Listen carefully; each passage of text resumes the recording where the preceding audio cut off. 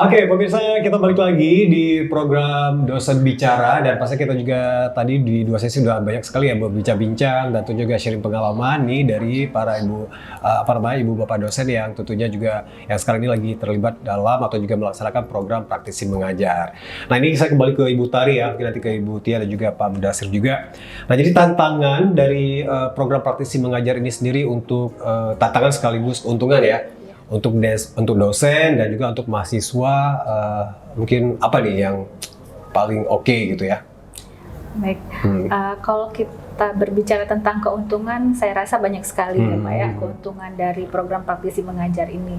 Yang pertama mungkin universitas itu bisa dengan mudah mendapatkan praktisi karena sudah disediakan oleh platform praktisi mengajar ini. Jadi wawasannya juga lebih luas. Karena apa? Karena kita bisa mendapatkan praktisi tidak hanya kalau kita di Banda Aceh, tidak hanya dalam lingkup kota Banda Aceh aja, tapi seluruh Indonesia. Jadi kita bisa menjangkau keilmuan yang kita butuhkan. Kalau tidak ada di Aceh, kita bisa cari di daerah lain gitu dengan orang yang tepat dan manfaatnya bisa dirasakan langsung oleh mahasiswa gitu ya. Nah, selanjutnya kalau kita berbicara tentang dampak apa tadi? Tantangan gitu ya. Jadi kalau tantangan ini, kalau manfaat udah pasti banyak sekali ya. Kalau tantangan mungkin untuk pembelajaran daring ya, kalau dari jarak jauh nih daring ya. Nah itu mungkin kalau daerah-daerah untuk mahasiswa yang tinggalnya di daerah-daerah belum akses internetnya nggak bagus, mungkin internetnya ya mungkin kurang tidak bisa mengakses internet dengan baik gitu. Atau ada lagi beberapa mahasiswa yang mungkin tantangannya ya selain mengakses akses internetnya kurang baik, mereka gini Pak, kadang-kadang mau melihat langsung, praktek langsung, kalau daring kan agak susah gitu ya.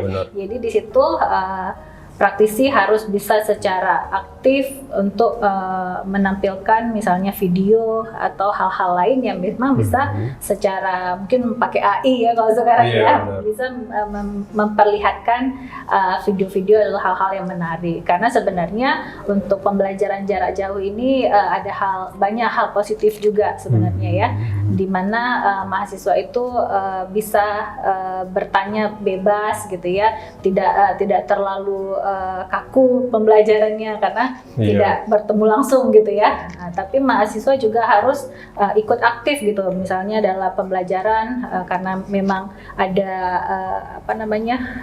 langsung ya komunikasi, maka mereka harus memperlihatkan video, misalnya buka video gitu. Kadang-kadang mahasiswa kita ini dalam pembelajaran daring mereka nggak buka video, sehingga kadang-kadang lawan bicara itu kurang semangat dan lain sebagainya seperti itu. Oke, nah kalau dari Ibu Tia sendiri nih, nah mungkin tantangannya, apalagi juga mungkin sudah beberapa angkatan ya. Nah yang pastinya juga ini menjadi sekaligus juga tips sukses nih Ibu Tia ya. Supaya juga mungkin ada beberapa nih yang dosen-dosen yang udah pernah ikut, aduh kok belum gitu ya.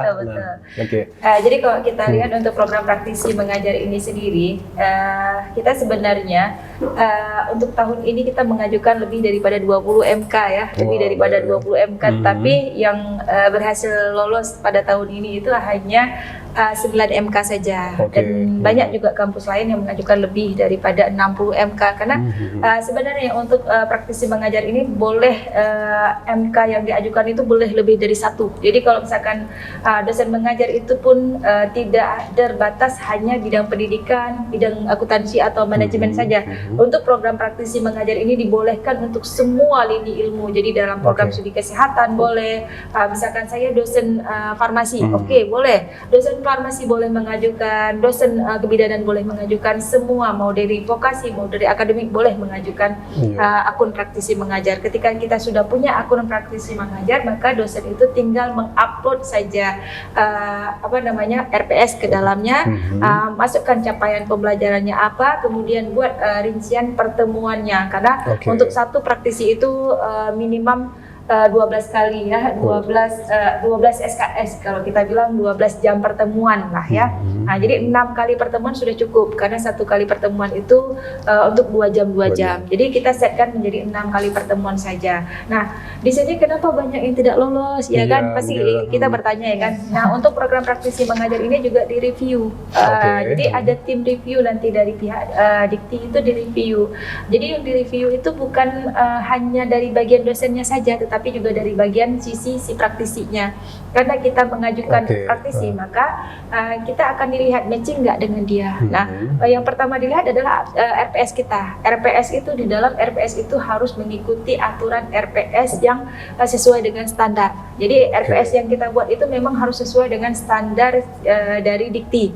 Kalau sekarang itu RPS-nya harus memiliki capaian pembelajarannya, ada capaian CPMK-nya, capaian pembelajaran khususnya seperti apa, ada capaian pembelajaran lulusannya seperti apa, itu harus termaksud semua ke dalam RPS. Jadi RPS yang disusun itu harus lengkap. Kemudian dimatchingkan dengan dosennya. Jangan sampai salah memilih. Terkadang kita masih mempertimbangkan, oh ini praktisinya kayaknya teman kita gitu ya kan, ayo kita agak kolaborasi ya kan. Ternyata nggak matching dengan mata kuliah kita. Nah, itu juga akan nanti pada saat penilaian itu akan menjadi poin penilaian, sehingga itu jadi tidak lolos ya.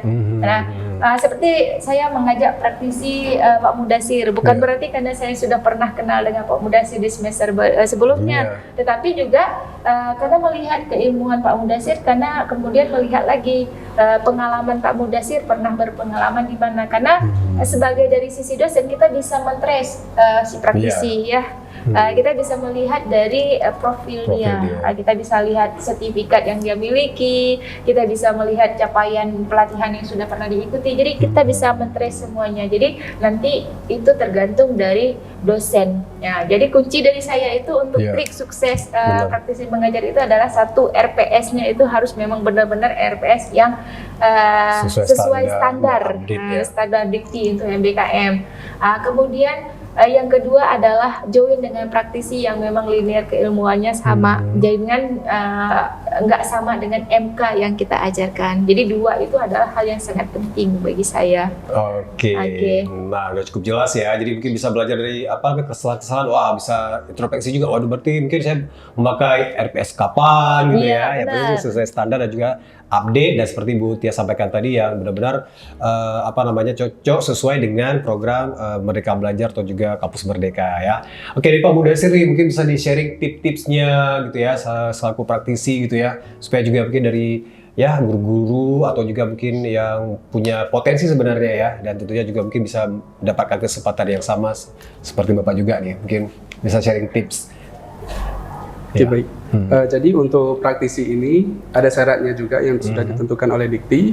Yang pertama itu pengalaman mengajar minimal 5 tahun. 5 tahun ya. Ya, kemudian selain mengajar juga SK tentunya, SK bahwa dia mengajar di suatu satuan pendidikan, baik itu dari tingkat PAUD sampai pendidikan SMA. Kemudian juga selain itu ada syarat tambahan, yaitu sudah pernah melakukan menjadi narasumber di apakah workshop, pelatihan dan sebagainya. Kemudian juga mempunyai keahlian selain di bidang guru, seperti untuk pembelajaran guru itu ada menggunakan aplikasi tertentu untuk membuat media pembelajaran. Nah, jadi si praktisi ini pernah atau sudah lulus bahwa dia sebagai praktisi pada media pembelajaran tersebut. Seperti itu. Oke, nah berarti memang benar-benar mendapat sebuah standar yang bisa dibilang tinggi ya, karena juga tujuannya juga tentunya juga supaya salah satu program dari Merdeka Belajar Kampus Merdeka untuk praktisi mengajar ini biar tercapai dan maksimal ya. Oke, ini yang terakhir nih, mungkin harapan dari dari Bapak Ibu gitu untuk pemerintah atau juga dinas terkait terhadap keberlangsungan program praktisi mengajar ini, mungkin apa yang harus ditingkatkan lagi atau apa nih, sekaligus juga pesan-pesan untuk pemirsa di rumah. Dari Bu Tari dulu nih mungkin. Oke, ya baik.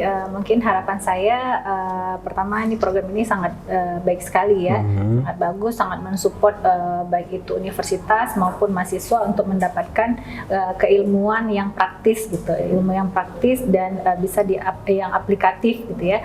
Sehingga program ini saya berharap dapat berlangsung terus-menerus dan mungkin nanti kita bisa mengupgrade lagi dari sisi keilmuan ya, supaya nanti ilmu kita bisa terus berkembang dan mahasiswa juga mempunyai wawasan yang luas gitu.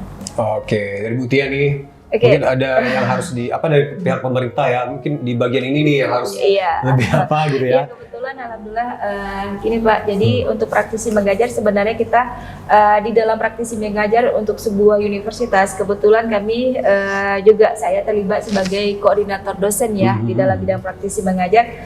Jadi untuk pemerintah mungkin kedepannya ini program praktisi mengajar itu sudah sangat bagus ya, karena di dalam akun praktisi mengajar itu ada sebagai koordinator dosen, ada sebagai koordinator pengelola program studi, program dari institusi tersebut, kemudian ada dari koordinator keuangan.